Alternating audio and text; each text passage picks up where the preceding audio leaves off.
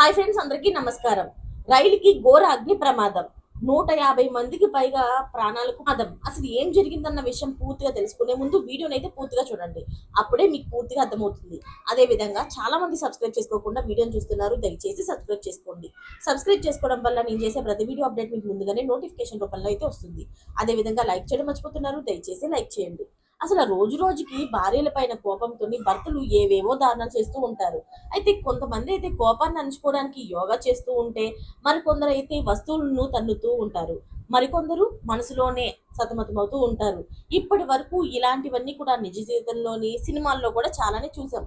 కానీ భార్య పైన కోపంతో ఓ వ్యక్తి వందలాది మందిని వణికించిన ఘటన అయితే నెట్టింట అయితే వైరల్ అయిపోతుంది.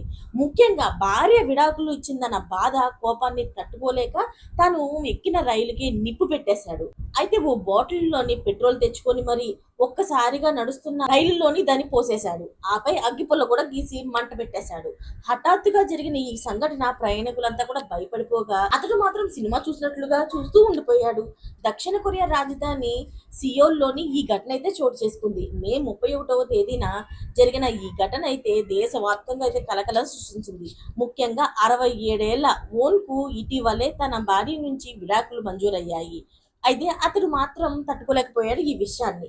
ఆ బాధలోనే యోయరాన్ నుంచి మాపో వెళ్తున్న సబ్వే రైల్లో అయితే ప్రయాణించాడు. ఈ క్రమంలోనే అతడు తను వెంట తెచ్చుకున్న పెట్రోల్ ని ప్రయాణిస్తున్న రైల్లో కుమ్మరించేసి వెంటనే నిప్పు పెట్టేశాడు. ఈ క్రమంలోని ఎత్తైన మంటలు కూడా వ్యాపించాయి. అప్రమత్తమైన ప్రయాణికులు వెంటనే భయపడుతూ పరుగులు తీశారు. సిబ్బంది కూడా అక్కడ అప్రమత్తమైంది. ఫలితంగా ఎలాంటి ప్రాణ నష్టం అయితే జరగలేదు. కానీ ఈ ఘటనలో 22 మంది ప్రయాణికులు పొగ పీల్చి అనారోగ్యానికి గురి అయ్యారు. ఆసుపత్రిలో చేరారు.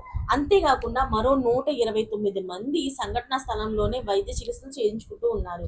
అయితే అగ్ని ప్రమాదం కారణంగా సుమారు 330 మిలియన్ వోన్లు అయితే, అంటే సుమారుగా $2000 అన్నమాట, ఆస్తి నష్టం జరిగింది అక్కడ. ఇలాంటి మరిన్ని లేటెస్ట్ అప్డేట్స్ కోసం ఛానల్ అయితే సబ్స్క్రైబ్ చేసుకోండి. Thanks for watching friends.